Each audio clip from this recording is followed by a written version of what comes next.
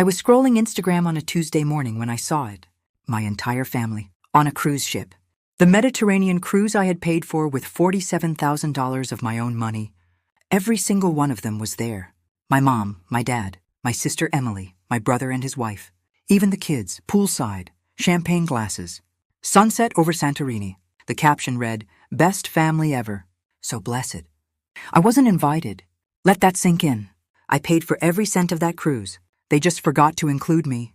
Then my phone started buzzing. Cards aren't working. Fix this now. We're stuck at the purser's office. This is humiliating. Why would you do this to us?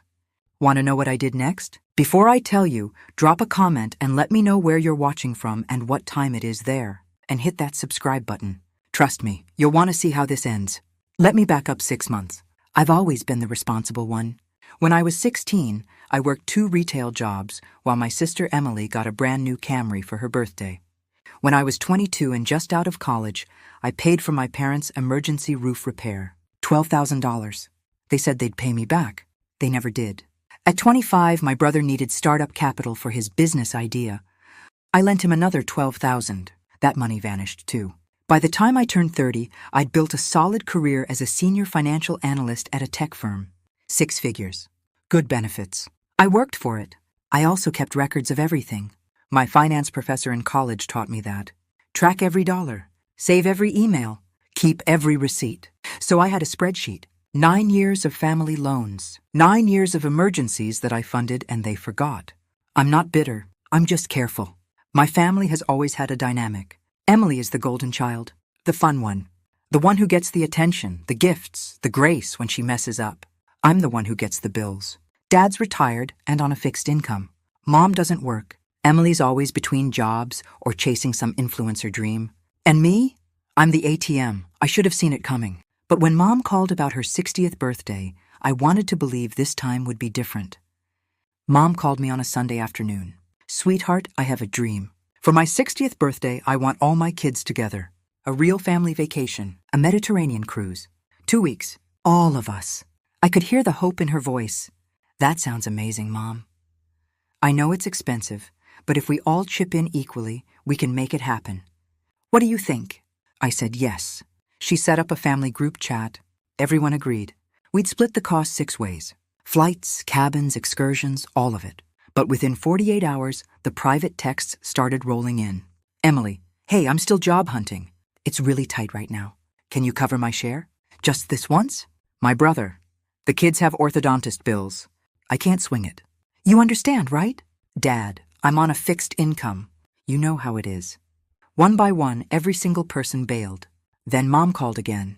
"Listen, you're the only one who can really afford this. Don't ruin my birthday, please."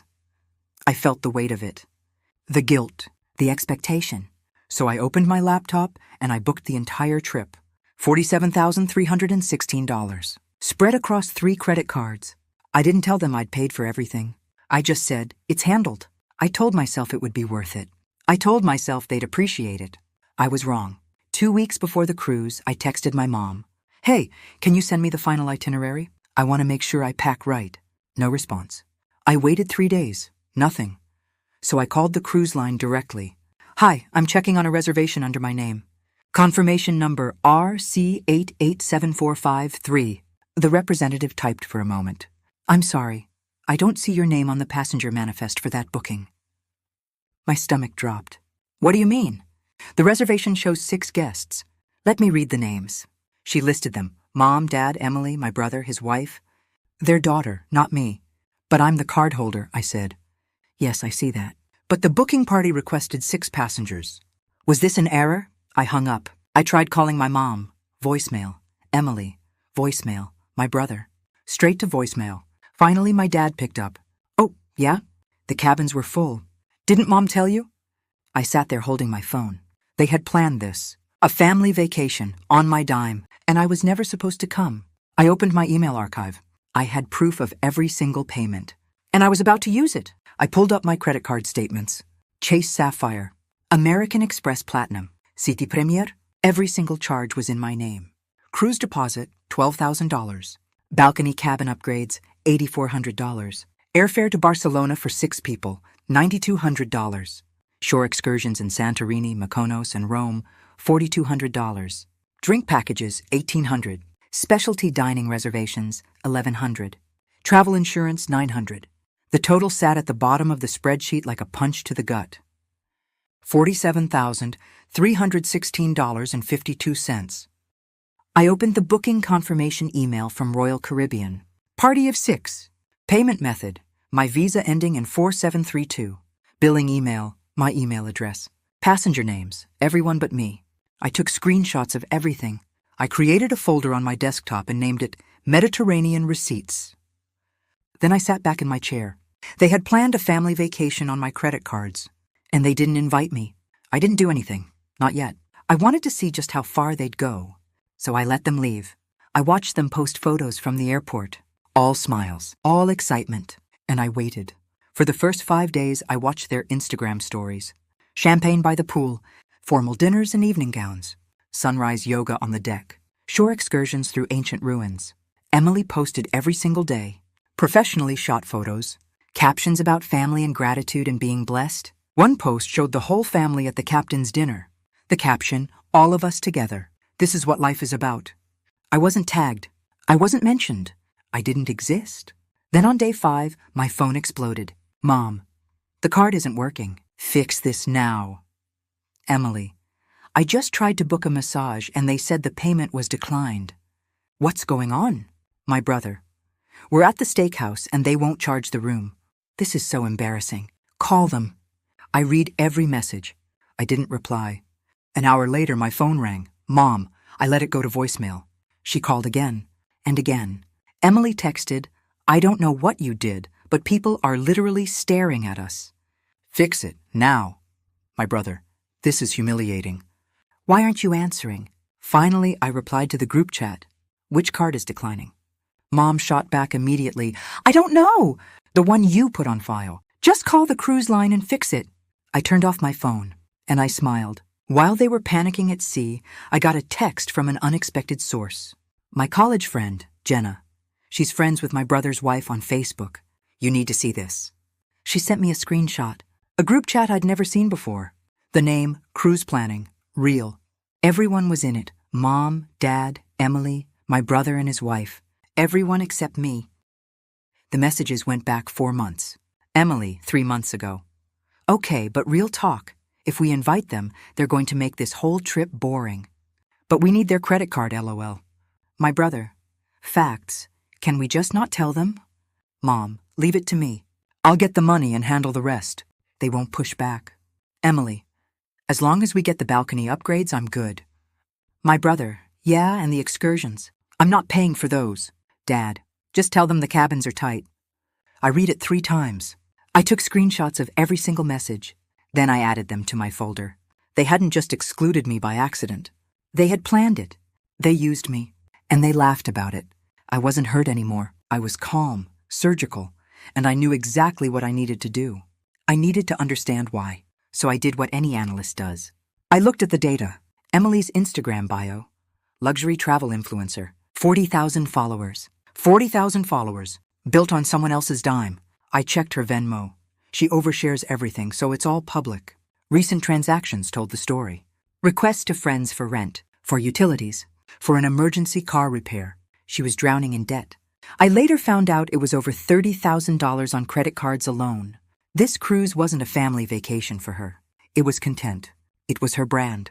It was survival. And my money was her lifeline. Then there was my mom. I remembered something she said to me years ago, after Emily dropped out of college for the 3rd time. Emily's sensitive. She needs support. You've always been fine on your own. That was it, wasn't it? Emily needed to be happy. And Mom needed Emily to be happy. I was just the funding. My brother, he follows the path of least resistance. Always has. And Dad stays silent. He always does. I wasn't family to them. I was a bank account with a heartbeat. The pattern was so clear now. Every crisis I paid. Every celebration, I was optional. Now I knew exactly what to do. I opened my laptop. I took a slow breath, and I made 3 phone calls. Call 1, Chase Fraud Department. Hi, I need to report unauthorized charges on my account. The representative was professional and kind. Can you describe the charges? A cruise booking. The passengers used my card without my permission for onboard expenses I didn't authorize. We'll flag the account immediately and open a dispute. Thank you. Call 2, Royal Caribbean Guest Services. I'm the cardholder on reservation number RC887453. I need to remove all charging privileges on the account, effective immediately. There was a pause. Ma'am, are you sure? The guests are currently at sea. They won't be able to charge anything to the room. I'm sure. Understood. I'll process that now. Call 3, Delta Airlines. I need to cancel 6 tickets. Confirmation codes. I read them off one by one. Rome to JFK, 6 passengers. Are you canceling or rebooking? Canceling. Refund the miles to my account. Done. I closed my laptop. The room was silent. I didn't yell. I didn't cry. I just clicked confirm. Then I turned off my phone, and I waited. Day 6 at sea. I wasn't there, but I heard the whole story later from Jenna, who got it from my brother's wife. The family went to the spa that morning. When they tried to charge it to the room, the system declined. That's strange, the attendant said. Let me check with guest services. They went to the steakhouse for lunch. Declined again. Emily tried to buy a bracelet at the boutique. Declined. My brother's wife tried her own credit card as backup. Declined. Maxed out. That's when guest services called them to the purser's office. The purser was polite but firm. Your onboard account has been suspended. The cardholder has revoked authorization and disputed the charges. My mom's face went white. That's impossible. Call my daughter. This is a mistake. Ma'am, we've already confirmed with the cardholder. Your current onboard balance is $4,183.60. You'll need to settle it before disembarking. Emily panicked. She tried her card. Declined. My brother tried his. Declined. Dad pulled out an old Discover card he hadn't used in years. It went through. Barely. They paid the balance and got off the ship in Rome. At the airport, they found out their return flights had been canceled. No rebooking, no refund, just gone. Mom found a cafe with Wi-Fi and sent me an email. Subject: What have you done? I replied once. Subject line: Mediterranean cruise. I attached 3 files. 1, an itemized receipt. Every charge, every dollar, $47,316.52. 2, screenshots of the secret group chat. Every message, every laugh. 3, a letter from my attorney. Cease and desist. No contact. The body of the email was 1 sentence. I paid for a family vacation. You made it clear I'm not family. Don't contact me again. I hit send. Then I blocked all of them. The fallout was immediate. I heard through Jenna that the family had to book last-minute flights home on credit cards they could barely afford. $11,000 total. The group chat I wasn't in exploded with messages blaming each other. Emily deleted all her cruise photos from Instagram. Her followers started asking questions. What happened to the Mediterranean trip? Why'd you delete everything? Her engagement dropped.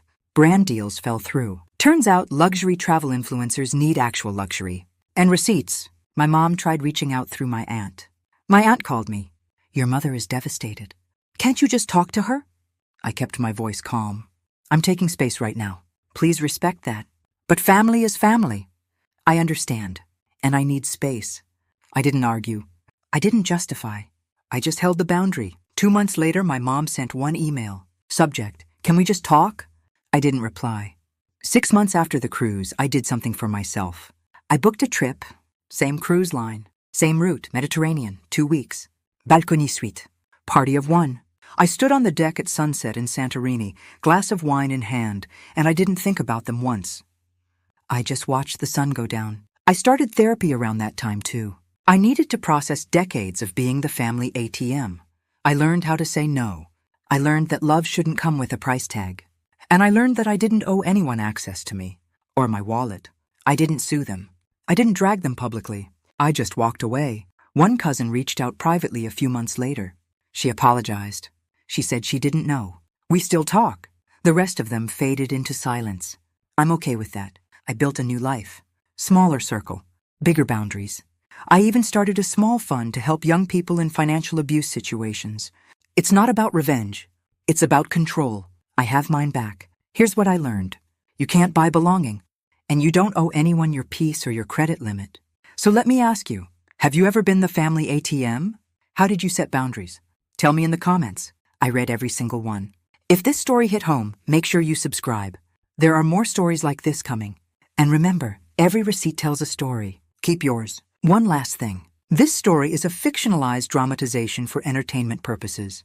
It's not legal or financial advice. Always consult a professional for your specific situation. Thanks for watching.